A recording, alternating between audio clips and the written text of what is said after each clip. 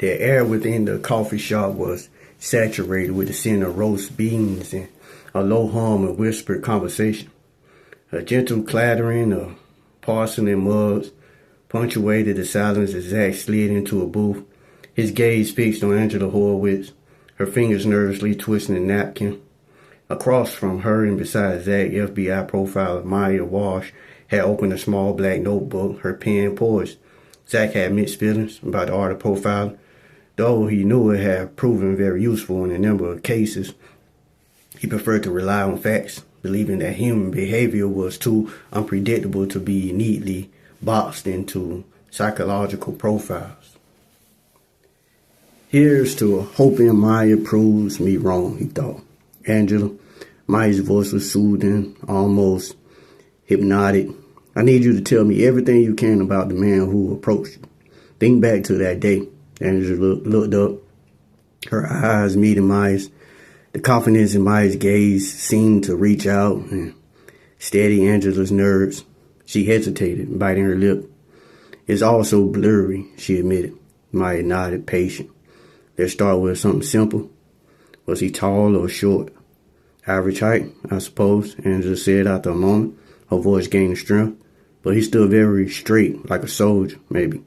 Good, Maya scribbled down notes.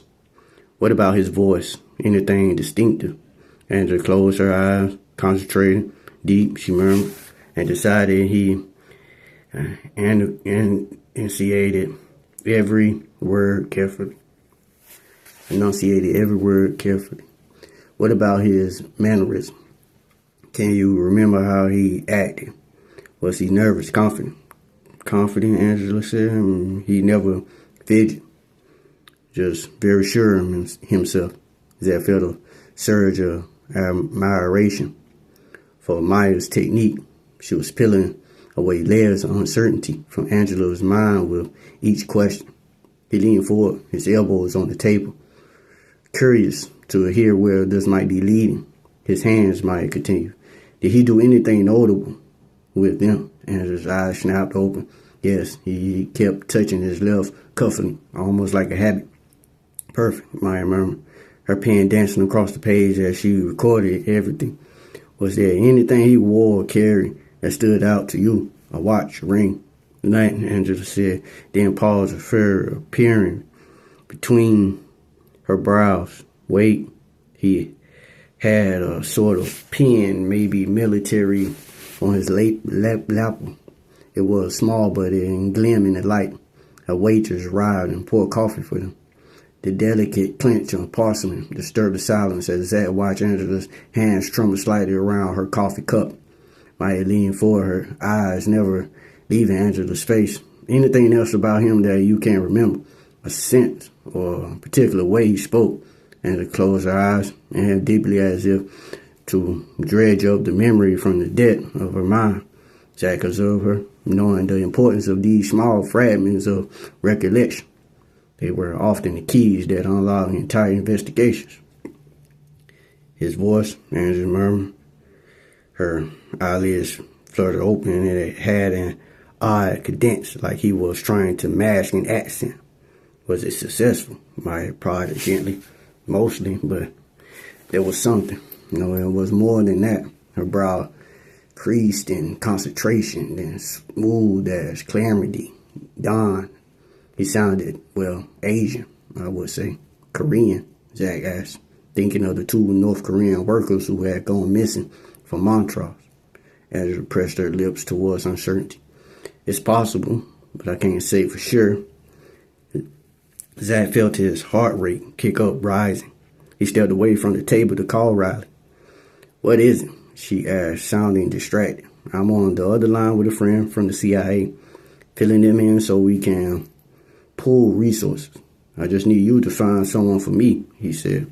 Angela was contacted by someone who may have been North Korean. He was average height, probably ex-military, thick beard, and sunglasses. Can you cross-reference the two North Korean missing from Montrose? See if they have any associates who fit that description. Got it, Riley said. I'll get back to you as soon as I got something. Thanks, Riley.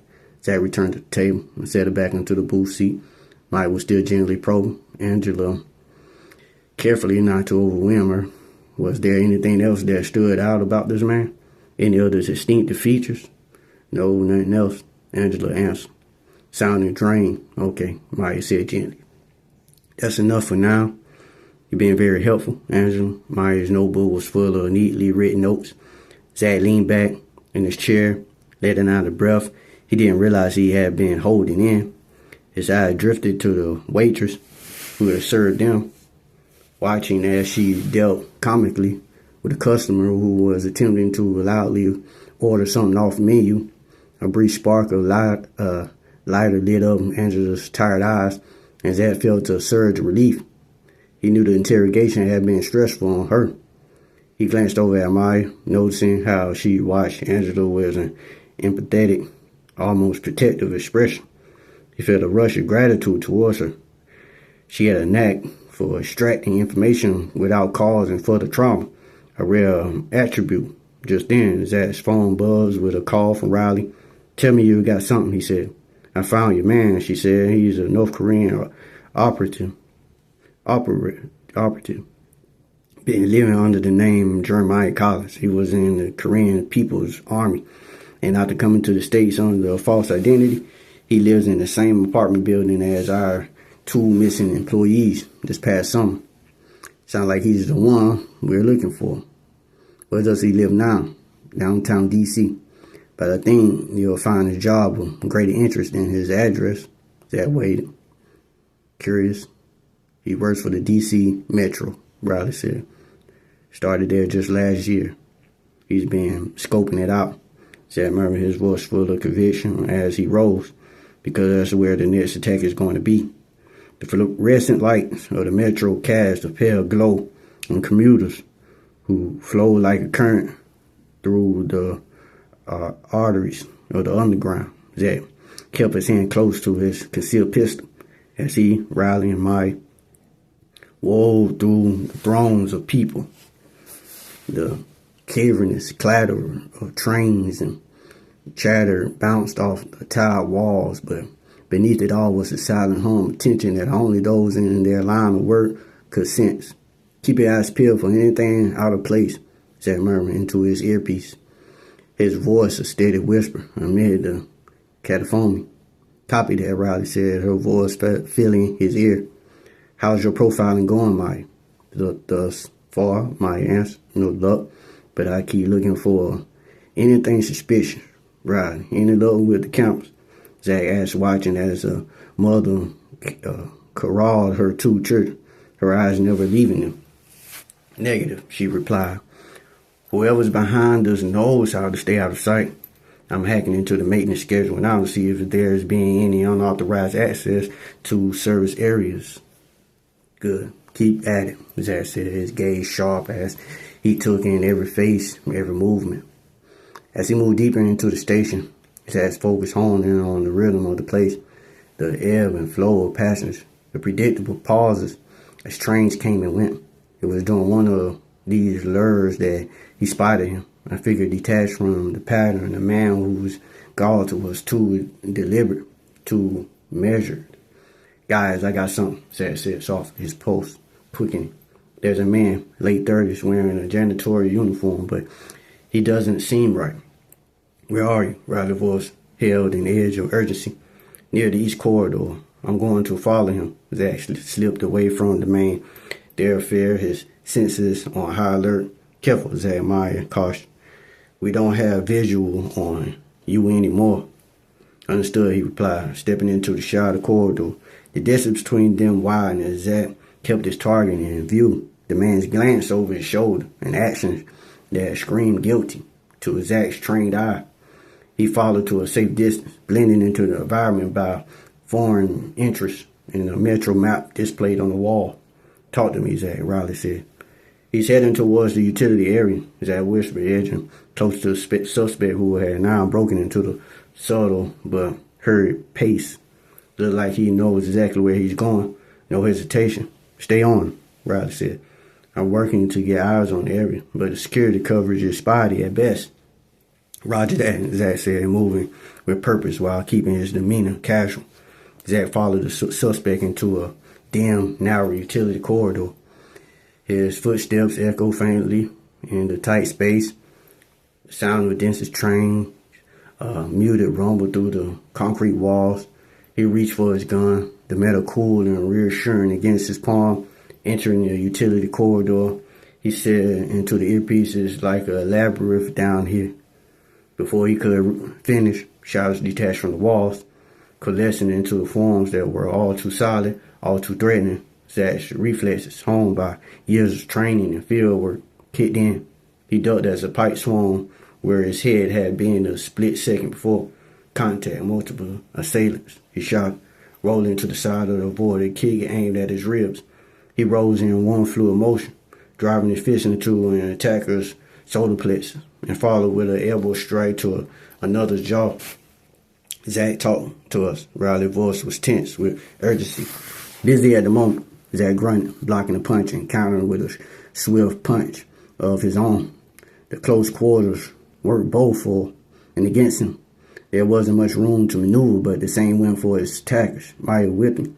Riley said, "We're on our way, Zach." Their voices became distant in Zach's ears as he focused on the task at hand. 2 men were down, but another lunged at him with a knife, the blade gleaming dully in the sparse light.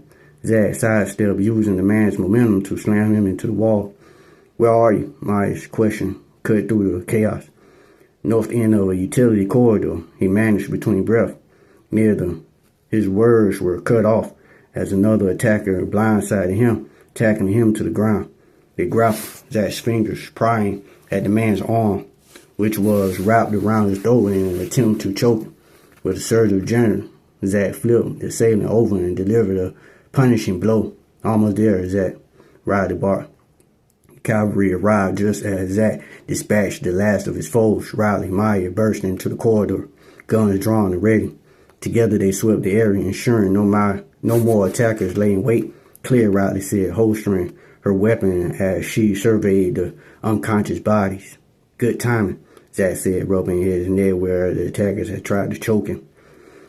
His heart still pounding, but the immediate danger had passed. "Let's check them," Maya suggested, already kneeling beside the nearest body. "See if we can find any clues as to why they are or what they're doing here." Zach did the same. His fingers worked efficiently, patting down pockets, searching for clues or intel. "Nothing here," Riley reported, frustration edging her voice. "These guys are clean." "Wait," Zach murmured, his hands closing around a slip of paper tucked into a boot. He drew it out carefully, unfolding a crumbled edge to reveal rows of numbers and letters, a code that made little sense at first glance. "Got something?" Maya asked, peering over his shoulder. It was like a coded message, Zach said, his brain's already shifting gears from combat to analysis. He recognized patterns and sequences, a skill that often felt like a sixth sense, whispering secrets meant to stay hidden. "Can you make anything of it?" Riley asked, her gaze sharp and assessing. "Not yet," Zach replied, scanning the code. Each character seemed random, but there had to be order amidst the chaos, a logic defined by the mind that had created it. Zach's fingers danced over the crumbled note, his touch light as if the paper could dissolve under the pressure of his skin. "Think," Zach, he murmured under his breath, his brow furrowed in concentration, the pattern evading him, slippery and elusive like shadows cast by the flicker of candlelight. He could feel Riley and Maya's eyes on him, the presence of silent encouragement, but the weight of the responsibility bore down on him alone. Then all at once, it hit him. The code was a polyalphabetic cipher, complex but not impenetrable. He recalled a system his father had once shown him, a seemingly random assortment of letters that could unlock hidden messages when aligned correctly. "Got it," he finally exclaimed, a triumph edge to his voice. "It's a date and time. Coordinates, too." He routed off the numbers, each digit slicing through the tension like a knife. "Coordinates to where?" Maya asked, leaning in closer. "Here," Zach replied, pointing to a specific location on the metro map plastered on a tunnel wall. "The central hub, the heart of the entire system." "And the date?" Riley asked. Zach said, his jaw grimly. "Today. The date is today."